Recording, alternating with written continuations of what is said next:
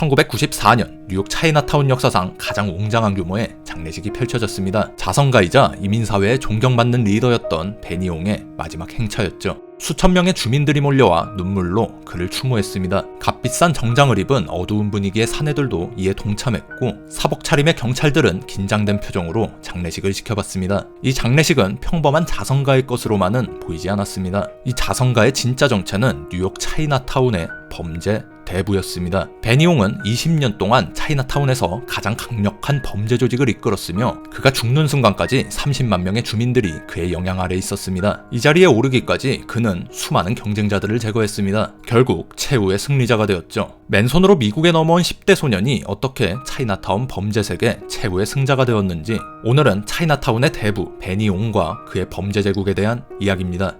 1907년 베니용은 가난한 벽돌공의 아들로 태어났습니다. 그는 9남매 중 7째였기 때문에 훗날 엉클 세븐이라는 별명을 가지게 됩니다. 워싱턴 포스트는 그의 고향이 광둥성 타이산시라고 보도했으나 뉴욕타임스는 그가 만주 출신이라고 전했습니다. 1923년 16살의 베니는 형을 따라 뉴욕 차이나타운으로 이주했습니다. 형 샘은 이미 뉴욕에 정착해 트럭 운전수로 일하고 있었습니다. 베니는 일주일에 $2를 받으며 세탁소에서 일했어요. 형제는 낮은 급료에 허덕였고 가난에서 벗어나기 위해 힙싱통이라는 협동조직에 가입했습니다. 통은 중국 이민자들의 취업이나 사업을 돕기 위해 설립된 차이나타운의 협동조직입니다. 19세기 후반 샌프란시스코와 뉴욕 등지에선 중국 이민자들에게 일자리를 빼앗기는 것을 두려워한 백인들에 의해서 반중국인 폭동이 빈번하게 일어났습니다. 1883년 중국인 배척법이 제정되면서 이러한 갈등은 더욱 심화되었죠. 중국인 노동자들은 백인 자경단원들의 공격을 피해 차이나타운으로 몰려들었고 통조직은 그들을 보호했어요. 차이나타운의 중국인들은 좋은 일자리를 얻기 어려웠고 범죄에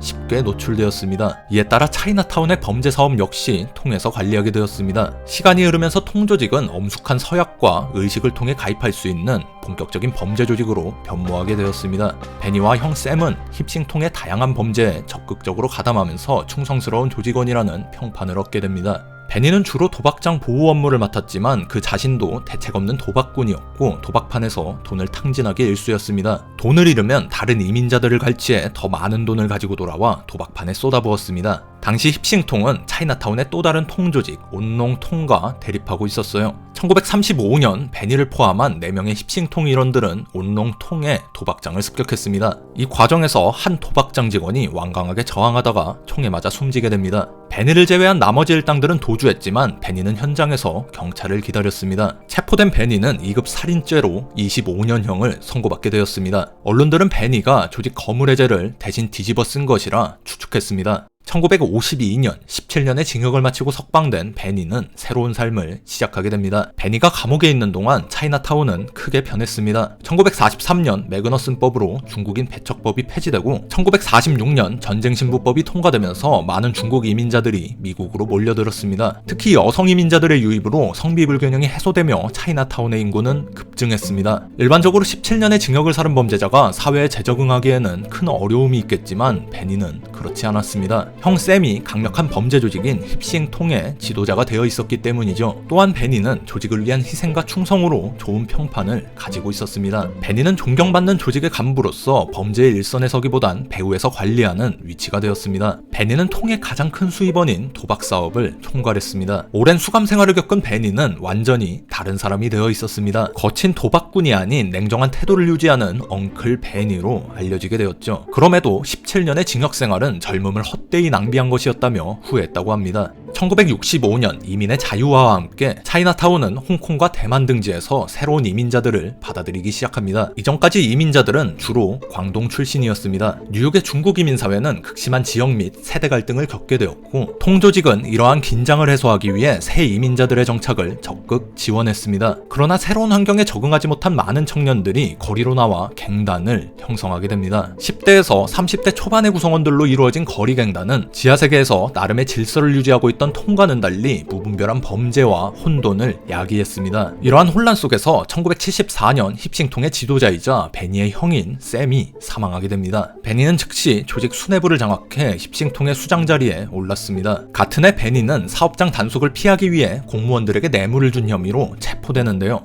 8년의 징역을 선고받았지만 비싼 변호사를 고용해 건강 문제와 그가 지역사회의 필수적인 인물임을 호소하며 1년 만에 석방되었습니다. 베니가 자리를 비운 사이 차이나타운 거리에는 수많은 갱단들이 들끓었습니다. 베니는 겁에 질린 주민들에게 갱단들을 차이나타운 밖으로 몰아내겠다고 약속했어요. 이 혼란을 이용하여 자신의 지위를 굳히려는 속셈이었죠. 베니는 갱단의 리더들을 직접 만나 자중하지 않으면 황금알을 낳는 거위를 죽이는 꼴이 될 것이라고 설득했습니다. 베니는 갱단을 쫓아내지 않고 자신의 밑에 두어 관리하기 시작했습니다. 차이나타운의 범죄가 자신이 예측 가능한 선에서 머물기를 원했죠. 통은 갱단에게 돈, 무기, 연줄, 일거리를 제공했으며 갱단은 통의 범죄 행위를 대신했습니다. 이런 방식으로 통은 자신들을 합법적인 단체로 포장할 수 있었죠. 힙싱통 산하에 있던 대표적인 갱단으로는 플라잉 드래곤이 있습니다. 그들의 리더는 마이클 첸, 냉정하고 차분한 태도로 과학자라는 별명이 있는 인물입니다. 베니용은 마이클 첸을 자신의 대자로 받아들여 플라잉 드래곤을 힙싱통의 산하에 두게 되었죠. 이러한 갱단들은 과거 통들이 그랬던 것처럼 라이벌 조직과 대립했어요. 플라잉 드래곤은 힙싱통의 오랜 숙적, 온롱통 산하에 있는 고스트 섀도우라는 조직과 적대 관계에 있었습니다. 각 조직 간의 대립은 계속되었지만 차이나타운의 세력 균형은 베니용의 조율하에 안정적으로 유지되었습니다.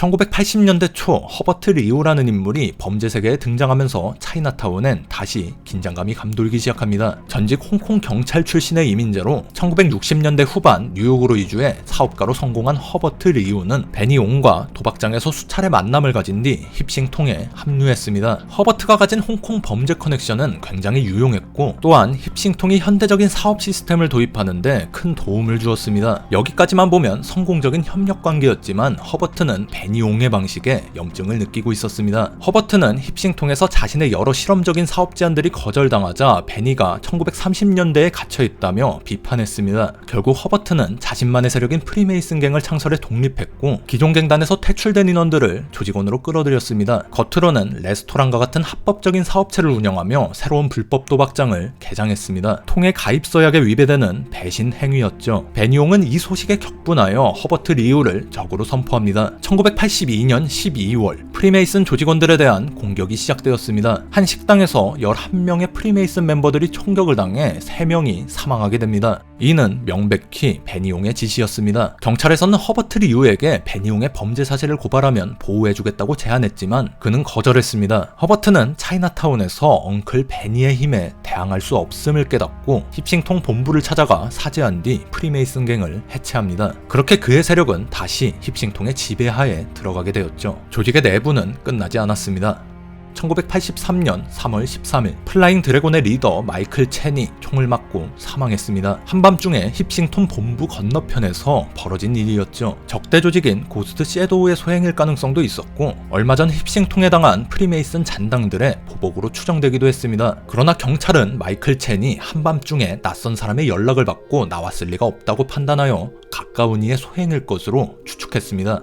마이클 첸이 사망하고 플라잉 드래곤은 조니 앵이라는 인물이 장악했습니다. 어니언 헤드, 머신건이라는 별명을 가진 갱스터였죠. 이후 조니 앵의 플라잉 드래곤은 수백만 달러의 약밀수 사업을 시작합니다. 생전 마이클 첸은 조니 앵과 사업 방식에 대해 자주 다투었다고 합니다. 마이클 첸은 도박 범죄와 같은 전통적인 사업을 고수해야 한다는 입장이었고 조니 앵은 더 수익성 있는 범죄로 확장하기를 원했습니다. 이러한 갈등이 있었기 때문에 마이클 첸의 사망에 조니 앵이 깊게 관여했다는 의혹이 유력하게 제기되었죠. 만약 이것이 조니 앵의 소행이었다면 힙싱통의 지도자인 베니용의 묵인 없이는 이루어지기 힘들었을 것입니다. 이후 베니용과 조니 앵은 새로운 협력 관계를 구축하며 막대한 범죄 수익을 올리게 되었죠. 1980년대 후반 차이나타운엔 유례없는 위협이 등장하게 됩니다. 1983년 베트남 난민 출신 데이빗 타이라는 인물이 플라잉 드래곤에 가입했습니다. 그는 조직의 주류는 아니었지만 베트남계 플라잉 드래곤 조직원들을 이끌며 왕성하게 활동했습니다. 베트남계 갱스터들은 1900년대 초 통들이 그랬고 1960년대 거리 갱단이 그랬던 것처럼 가장 위험하고 추악한 범죄에 최전선에 놓여졌습니다. 데이빗 타이는 능력이 있었지만 베트남이라는 자신의 출신 때문에 힙싱통과 플라잉 드래곤 아래에서는 성장의 한계가 있다고 느꼈습니다. 1987년 데이빗 타이는 플라잉 드래곤에서 독립해 베트남 난민이 위주가 된 BTK 본투킬이라는 조직을 결성합니다. 정교한 시계 위조 사업으로 세력을 키운 BTK는 중국 갱단 이상의 잔혹성을 보여줬습니다. 이들은 무자비한 강탈과 경쟁 세력 인수를 통해 기존 중국 갱단들이 형성한 위계 질서를 파괴했습니다. 플라잉 드래곤, 고스트 섀도우 가릴 것 없이 모든 조직이 BTK의 공격 대상이었으며 심지어 경찰을 상대로도 테러를 벌였습니다. 차이나타운은 전례 없는 혼란에 빠졌죠. 엉클 베니는 심기가 불편했지만 한편으로는 그들을 이해했습니다. 그는 기반 없는 이민자들이 겪는 서름을 잘 알고 있었습니다. 1990년 베니용은 데이빗 타이에게 협상 테이블에 앉을 것을 요구했습니다. 데이비드가 혼란을 종식시키고 충성을 맹세한다면 그의 세력을 인정해주려고 했죠. 그러나 데이비드는 협상에 나타나지 않았어요. 베니는 자신의 호의를 무시한 데이비드에게 분노하여 그와 BTK가 대가를 치르게 될 것이라고 경고했습니다. 베니는 데이빗 타이의 오른팔 빈부의 살해를 지시했고 빈부는 한 마사지샵에서 택시를 기다리던 중 총격에 맞아 숨졌습니다. 그러나 BTK는 굴복하지 않았고 빈부의 장례 행렬에서 힙싱통과 중국인들에 대한 저항의 의미로 자신들의 이름이 적힌 현수막을 들고 거리를 행진했습니다. 이 광경에 통과 중국 갱단들은 더욱 분노했죠. 빈부의 장례식이 치러지는 묘지에 히트맨들이 파견되었고 현장에서는 여러 차례의 총성이 들렸습니다. 아무도 사망하지 않았지만 새로운 전쟁의 시작을 예고했습니다. 이후 거의 2년 동안 충돌이 계속되었고 양측은 수많은 생명을 잃었지만 어느 한쪽도 물러날 생각이 없었습니다. 하지만 데이빗 타이는 상상 이상으로 화격했고 수많은 적들을 만들었습니다. 결국 1992년 내부 고발자에 의해 조직의 여러 범죄 증거들이 경찰에 넘어갔고 데이빗 타이와 대부분의 멤버들이 체포되면서 BTK는 자멸하게 되었습니다.